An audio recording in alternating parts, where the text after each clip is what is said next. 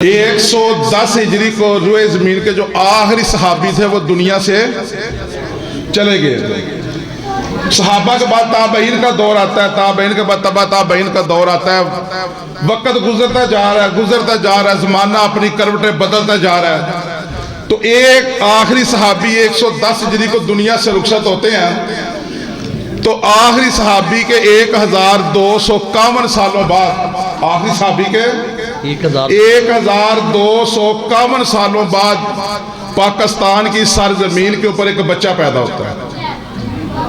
آخری صحابی کے 1251 سالوں بعد پاکستان کی سرزمین پر ایک بچہ پیدا ہوتا ہے، اور آج سے 81 سال پہلے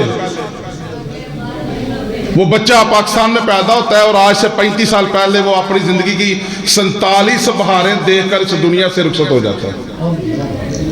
وہ بھی کسی کا بیٹا تھا، اس کے بھی والدین تھے، لیکن اللہ نے اس کو ایک ایسی عظمت بخشی تھی کہ جب انسان اس چیز کو سوچتا ہے تو عقل بھی دنگ رہ جاتی ہے۔ اس بچے نے ساری زندگی صحابہ کا دفاع کیا تھا، اپنی زبان سے بھی اور اپنے قلم سے بھی۔ آج سے 35 سال پہلے 1408 ہجری بنتی ہے، 1408 ہجری، اور 47 سال کی عمر میں 1408 ہجری کو وہ بچہ دنیا سے رخصت ہو جاتا ہے۔ 1408 ہجری کو مدینہ المنورہ ہے، 1408 ہجری آپ نے یاد رکھنا ہے۔ مدینہ المنورہ ہے، جنت البقیع ہے، مشہور و معروف قبرستان ہے۔ جنت البقیع کے اندر جو سب سے پہلی قبر کھودی گئی، وہ کب کھودی گئی تھی؟ جنت البقیع مشہور و معروف قبرستان ہے۔ جنت البقیع کے اندر جو سب سے پہلی قبر کھودی گئی وہ 2 ہجری کھودی گئی۔ کب؟ 2 ہجری۔ اور جس صحابی کی کھودی گئی وہ حضرت عثمان بن مظعون رضی اللہ تعالی عنہ تھے، اور یہ واحد صحابی ہیں، اکیلے صحابی ہیں کہ جب دنیا سے رخصت ہوئے تو امام الانبیاء نے ان کے پیشانی کے اوپر بوسہ دیا تھا۔ یہ واحد صحابی ہیں۔ سن 2 ہجری ہے، جنت البقیع ہے، حضرت عثمان بن مظعون رضی اللہ تعالی دنیا سے رخصت ہوتے ہیں۔ کائنات کے امام پاس کھڑے ہیں، قبر کھودی جاتی ہے، بیچ میں رکھا جاتا ہے، اوپر منومن مٹی ڈال دی جاتی ہے۔ کائنات کے امام نے خود ایک پتھر اٹھایا اور سر کی طرف رکھ دیا کہ یہ میرے بھائی کی نشانی، کہ میرے بھائی کا سر اس طرف ہے، اور سنت کو قائم کر دیا۔ سن ہجری کون تھی؟ 2 ہجری پہلی قبر بنی تھی۔ 2 ہجری کے بعد 11 ہجری کو کائنات کے امام دنیا سے رخصت ہو جاتے ہیں، 9 سال بعد۔ اس کے بعد تابعین کا دور شروع ہو جاتا ہے۔ اب اس قبر کے ارد گرد صحابی دنیا سے رخصت ہو رہے ہیں، جنت البقیع میں دفن ہو رہے ہیں۔ آپ کو پتہ ہے جنت البقیع کے اندر کتنے صحابی دفن ہیں؟ 10,000 صحابہ کرام جنت البقیع کے اندر دفن ہیں۔ ٹھیک ہے جی۔ اب صحابہ اور تابعین دنیا سے رخصت ہو رہے ہیں، اس قبر کے ارد گرد قبریں بنتی جا رہی ہیں، اس کے ارد گرد قبر بنتی جا رہی ہے، قبریں بنتی جا رہی ہے، اور 35 ہجری آتی ہے، یعنی 2 ہجری کے بعد 33 سال کا مزید عرصہ گزرتا ہے، اور 35 ہجری کو ایک ایسے انسان کو جنت البقیع کے اندر دفن کیا جاتا ہے کہ جس کے بارے میں امام الانبیاء نے کہا تھا عائشہ، اور جس کی حیا آسمان کے فرشتے کرتے ہیں میں کیوں نہ کروں۔ سبحان اللہ۔ حضرت عثمان بن عفان رضی اللہ تعالیٰ عنہ کو 35 ہجری کو جنت البقیع کے اندر دفن کر دیا جاتا ہے۔ ہجری کون سی تھی؟ 35 ہجری۔ پھر زمانہ چل رہا ہے، کروٹیں بدلتا جا رہا ہے، اپنی رفتار سے جاری ہے۔ صحابی آ رہے ہیں، دفن ہو رہے ہیں، تابعین آ رہے ہیں، دفن ہوتے کرتے 35 ہجری سے لے کے مزید 82 سال کا عرصہ مزید گزرتا ہے۔ ان 82 سالوں کے اندر حضرت عثمان غنی کے دائیں بائیں اوپر نیچے قبریں بنتی جا رہی ہیں، اور سن ہجری 117 آتی ہے۔ سن 117 یعنی 35 ہجری سے لے کے 82 کو جمع کریں تو کیا بنتا ہے؟ 117 ہجری کو حضرت عثمان غنی کے دائیں پہلو میں قدموں کے نیچے ایک قبر بنتی ہے، جو عبداللہ ابن عمر رضی اللہ تعالیٰ کے شاگرد تھے، اور امام مالک بن انس رحمہ اللہ کے استاد تھے، امام نافع رحمہ اللہ دفن ہوتے ہیں۔ کون دفن ہوتے ہیں؟ امام نافع رحمہ اللہ دفن ہوتے ہیں۔ یہ حضرت عبداللہ ابن عمر رضی اللہ تعالیٰ کے شاگرد تھے، اور حضرت امام مالک بن انس رحمہ اللہ کے استاد تھے۔ اور حضرت عثمان غنی کے دائیں پہلو کے اوپر قدموں کے نیچے جگہ خالی تھی. 117 ہجری کو یہ وہاں دفن ہو جاتے ہیں. زمانے کی رفتار جاری ہے.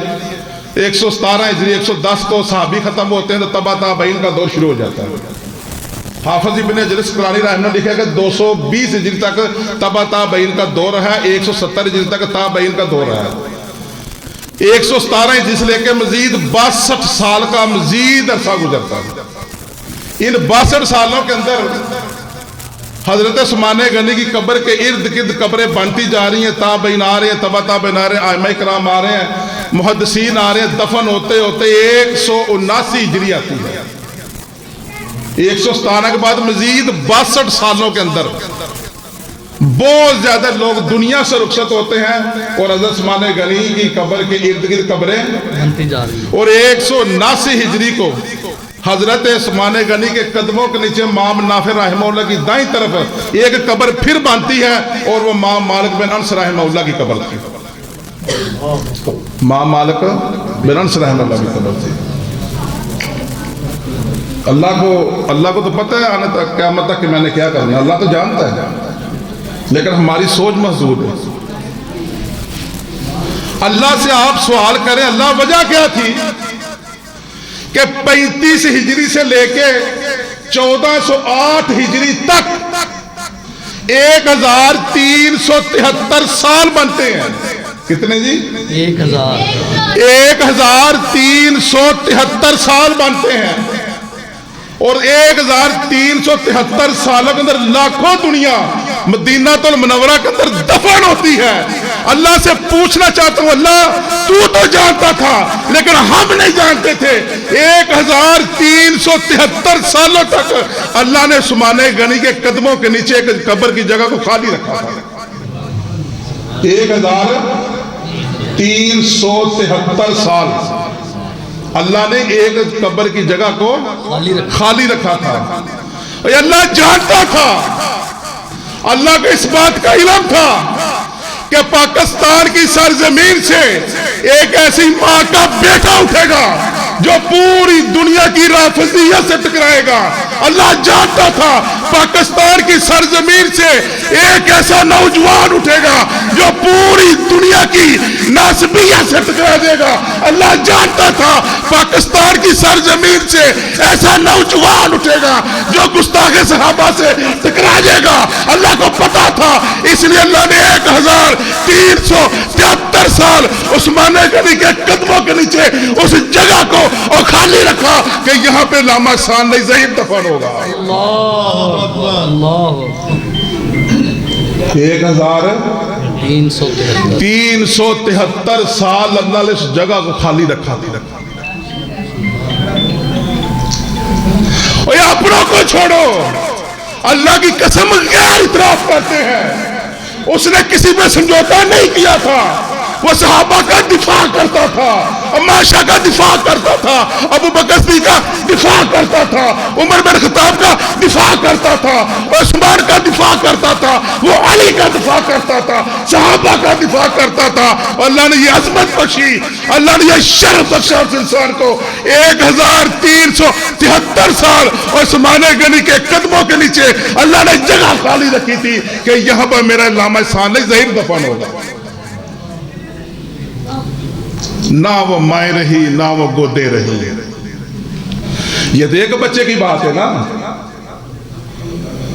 آج سے 861 سال پہلے 583 ہجری کو اور ماں نے ایک بیٹا پیدا کیا تھا اور جس نے مسجد اقصی کو آزاد کروایا تھا. وہ ماں کی گود سے باہر آیا تھا, ماں کا دودھ پیا تھا اور لوگ اس کو صلاح الدین ایوبی کے نام سے جانتے ہیں. 861 سال پہلے 583 ہجری کو اس ماں کے بیٹے نے مسجد اقصی کو یہودیوں سے آزاد کروایا تھا. اور تب سے لے کے آج تک کسی ماں کی گود سے صلاح الدین ایوبی جیسا سپہ سالار پیدا ہی نہیں ہوا.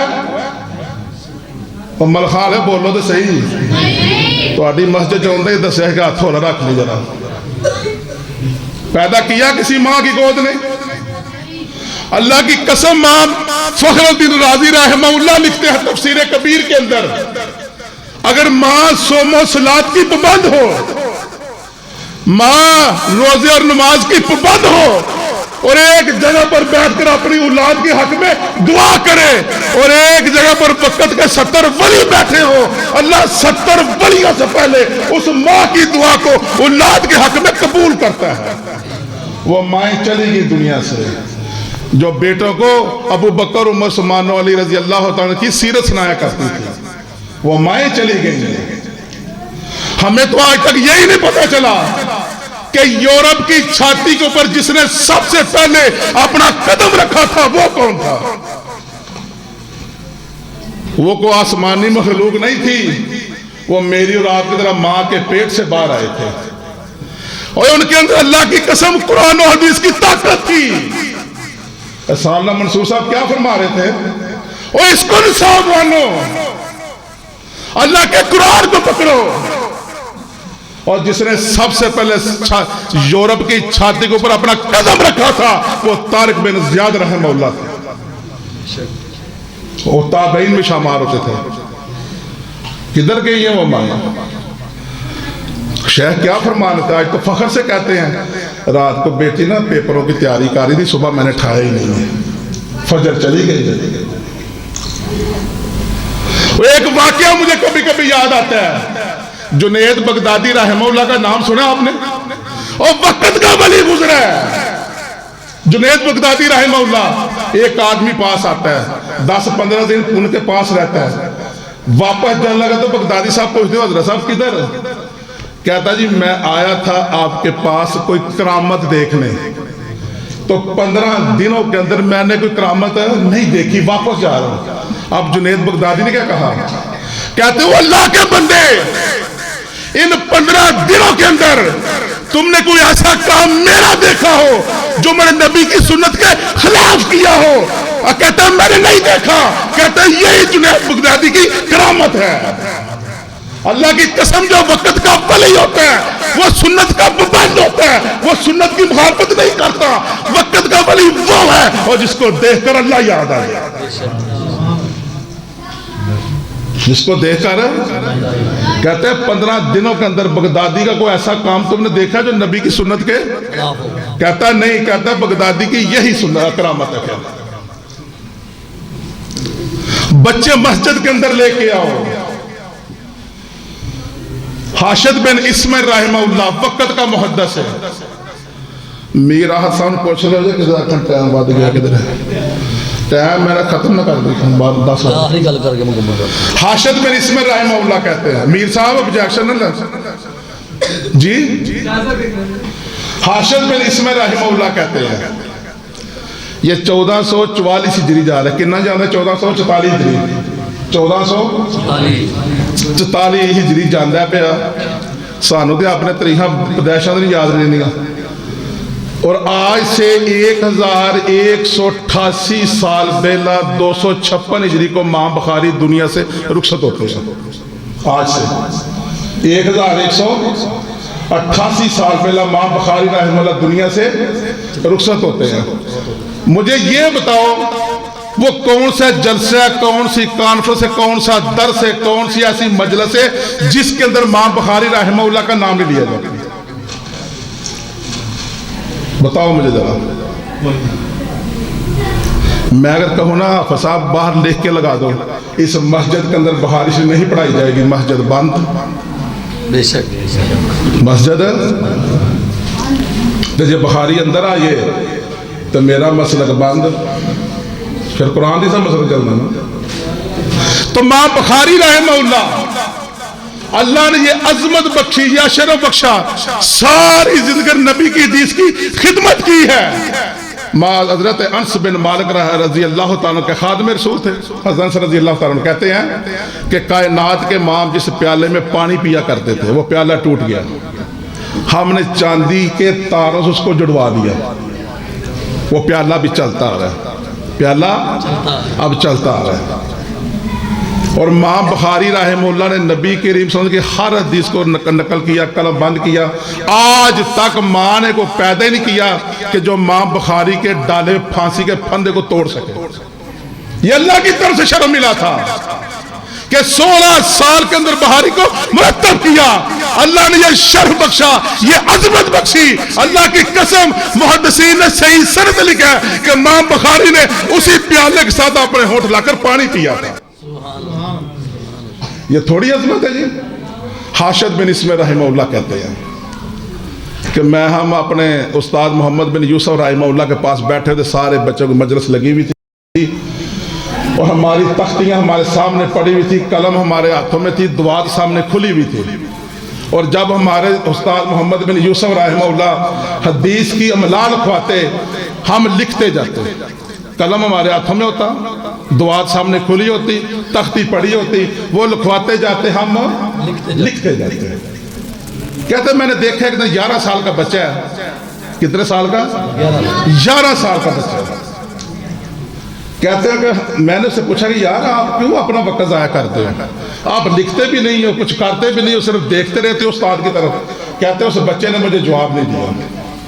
حاشد بن اسم رحمہ اللہ کہتے ہیں کہ گزرتے 15 دن کا عرصہ گزر گیا. کتنے دن گزر گئے؟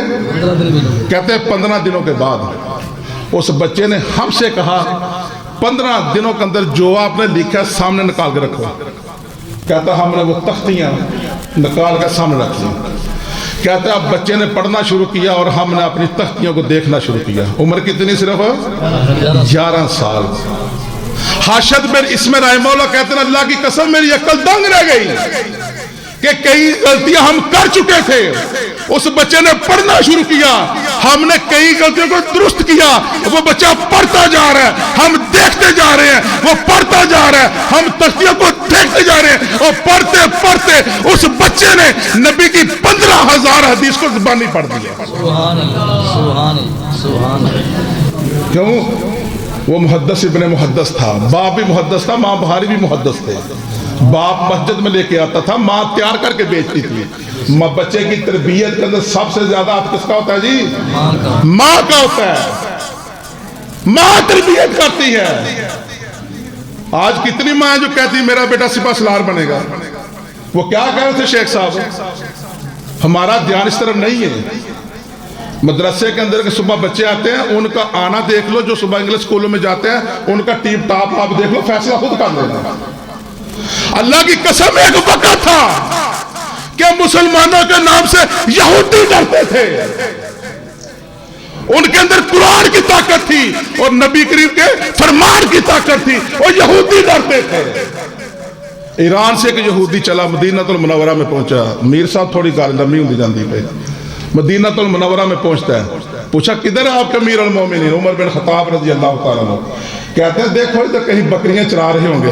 یہ جہاں جنت البقیع بنی ہوئی نا, ادھر پہلے بیریاں تھی, درخت تھے, لوگ ادھر اپنے جانور چراتے تھے. کہتا ہے میں ادھر دیکھ کے آؤں تو ملے نہیں ہے. اور اوپر آسمان کو چہرہ کر کہتا ہے اللہ, ان کے تو کلولے کا ٹائم ہو گیا, جب مسجد نبوی کے سیر میں جا کر دیکھا. وہ یہودی کہتا ہے کہ میں نے مسجد نبوی کے کچے سین کے اوپر اور 22.5 لاکھ مربع میل کے حاکم کو دیکھا کہ پرسکون نیند سو رہا ہے.